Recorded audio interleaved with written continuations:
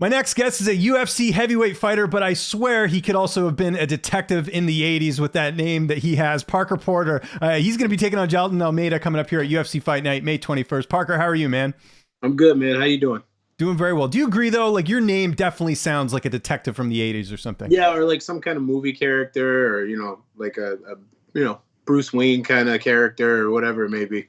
Yeah, and speaking of detective work and mysteries, were you a little bit surprised to get this fight just because this is a guy that doesn't fight in your division and he's moving up a weight class? Yeah, I was a little kind of like, huh, when they first offered it to me. But at the end of the day, we're all here to fight and compete, and really doesn't matter who the opponent is that they put in front of you. That's the job at the end of the day. Yeah, you'll fight anyone, and we know that, and that's one of the reasons we love watching you fight. But do you kind of feel, just looking at the optics of this is kind of like a no-win situation here? Because if he wins, he takes whatever shine you've had, any winning streak you've had in your division. He's a light heavyweight, so it really doesn't matter in terms of the rankings. You would hope it would if they're looking at your winning streak, but do you kind of look at the optics of it? I know you're focused on the fight, but I'm sure part of you is also thinking, what am I getting out of this? Yeah, I don't feel like I genuinely stand to gain too much, whether it's a win or a loss or whatever it may be from this fight, other than just more experience and a paycheck. But I'm trying to obviously get as much experience as I can, even with having been in this for as long as I have been. And at the end of the day, it's another paycheck. By the way, I got to address the T-shirt you're wearing. What does it say on there for those who might not see? Oh, cool. I love it. Okay, that's great. You showed up well today. I appreciate that. That's great. Last fight, let's talk about that quickly. Alan Badeau, a teammate of Cyril Gahn. How satisfying was that win? Just because, again, anytime you beat a guy who's, training with Cyril Gahn, that always looks good, I'm sure. Yeah, no, I feel good about that win. I would have liked to have put him away, honestly, just like the Parisian fight, just like the Sherman fight. I was always looking for the finish, and I just wasn't able to really squeeze that out. But I was really happy with the fact that I was really kind of able to step outside of my more of my comfort zone and force myself to be more of a wrestler in that situation and still be a dominant opponent. Yeah, no, for sure. So let's talk about your opponent. 15-2 record. I'm sure you had some time to digest him and sort of look through what he's all about. How do you feel like you match up against him here? I like this matchup. He's I don't think he's going to be looking to strike. Most of his finishes are by ground and pound or submission. So he's definitely an accomplished grappler.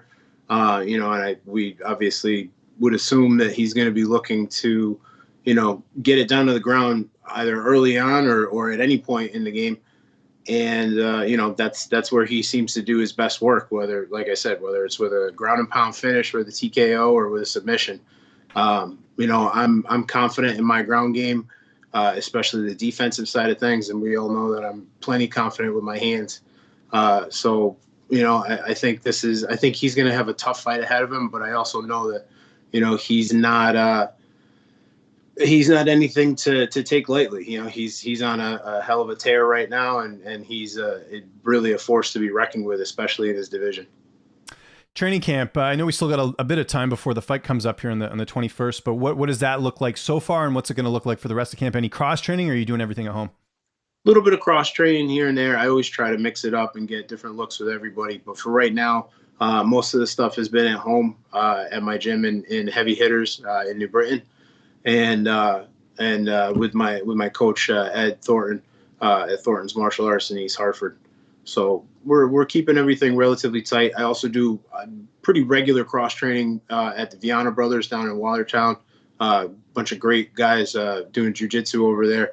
I actually met Rafael Guillermo Viana when I was training with Glover years ago. And when I moved, I had to stop training there because the travel was just too much time out of the day, and I couldn't get there consistently with the traffic and everything. So it was nice to be able to reconnect with those guys. But yeah, just pretty much just the same routine training. We just changed what we focus on during the training. Yeah. And I imagine too, when you're winning, right? Like, you don't want to change too much, because if it's working, you might as well keep with it. It's usually when you lose, that's when it's like, okay, we can make some adjustments, right? So right, yeah. Usually when you get that L in your, in that loss category, that's when you kind of step back and go, we need to add this in or take that out or more of this or less of that or whatever it may be. But, like you said, 3 wins in a row, I'm feeling pretty good. I think we have a pretty solid formula, and we just adjust the focal points for each camp from one opponent to the next. And I'm sure some up-and-comers as well, which is good to have because you get that variety, right? You get guys that are looking to prove themselves, and sometimes they'll give you a really good push, maybe even more so than some of the guys that are more established. Yeah, I would say so, because they're always trying to obviously, measure themselves up, but, in a respectful way. They're not coming in to try and prove something or anything, but they're always there to push. I got a really good group of guys around me that, they all just want to see me succeed. And they want me to win just as bad as I want to win, sometimes even more. And that's exactly what you couldn't ask for anything more in a winning combination. That's exactly what you want. Who's going to be in your corner for this fight? Same corner, I would assume. Like I said, if you're winning, probably keeping it the same. Oh yeah, same corner. It's going to be my my head striking coach, Crew at Thornton, my head wrestling and grappling coach, Kia Galampur, and my longtime training partner and maybe even one day brother-in-law, Dan Frazick. Okay, there you go. And I know you're a guy who doesn't get paid by the hour. I'm sure you want to go out there and get the knockout win. How do you envision the fight playing out? I can see him kind of coming out and trying to press the action for the takedown, looking to get most of his wins are in the first round. So I'm going to be ready to play defense. All of my with the exception of my loss, all 3 of my wins have gone the distance. So I'm no stranger to being able to take it wherever it may need to be. But I can see this being a second or a third round finish.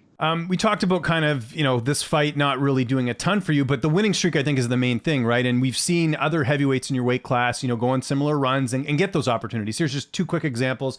Tom Aspinall, we've seen him now get, he had that main event against Volkov. Mind you, he's been finishing guys left, right, and center, but still, you look at the winning streak. And then here, I'll give you a better example. Maybe Sergey Pavlovich. I don't know if you saw it yesterday. He's going to be fighting Derek Lewis, which is interesting, right? Like you'd think Lewis was just, fighting for an interim title not that long ago. Do you think this is the fight that maybe gets you that big name after this? Like maybe not like a Derek Lewis, but someone, a little bit, maybe a ranked opponent, someone a little bit more established. You're up ranked guy.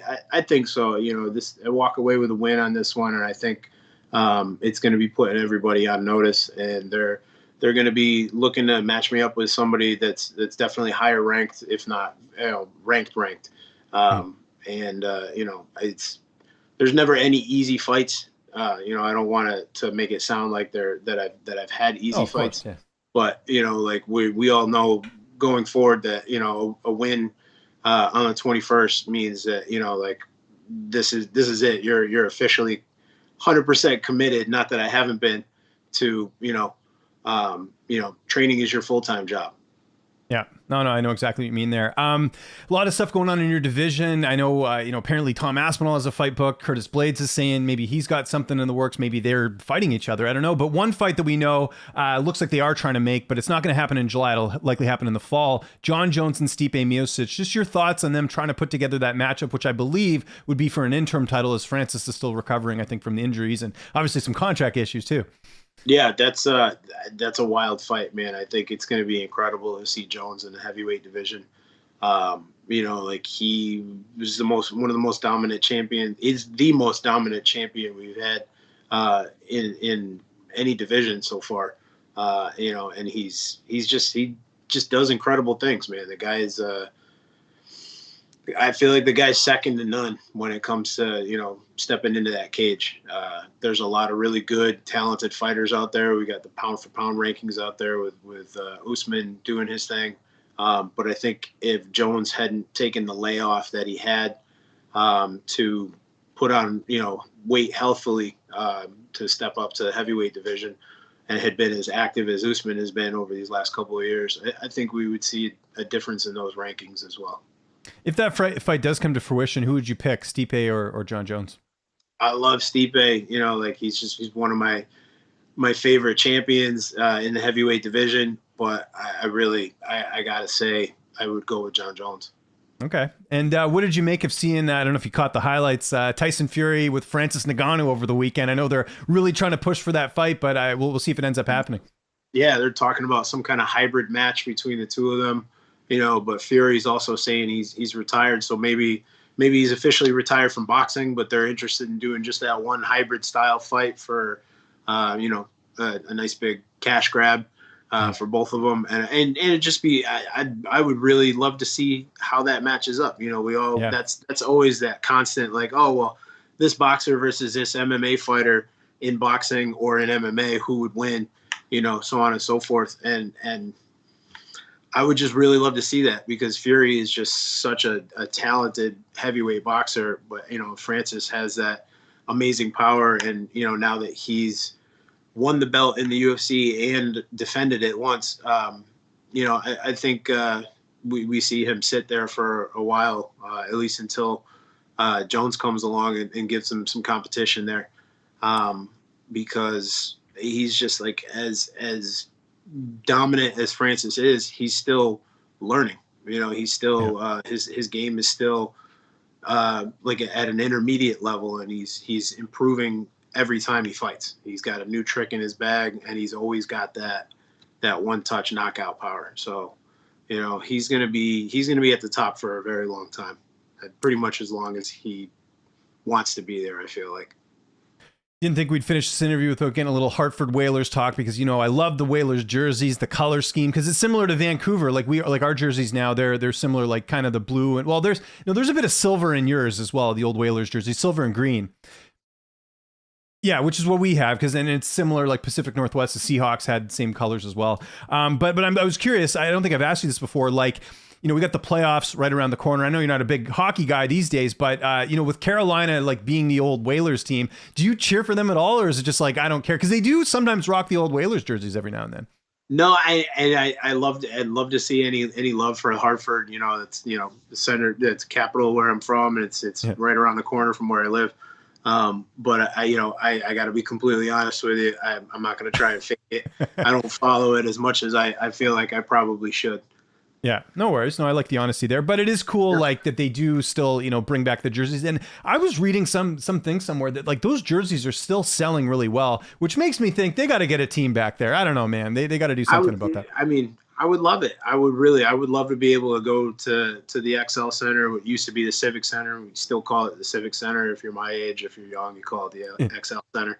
But I would love to be able to go back there and take my kids to a professional sporting event, and just basically redo exactly what my dad did with me. Like, I was fortunate enough that I probably barely remember the game itself, but I do remember my dad and my uncle taking me to a Whalers game, before they parted ways with Connecticut, and I'll never forget that.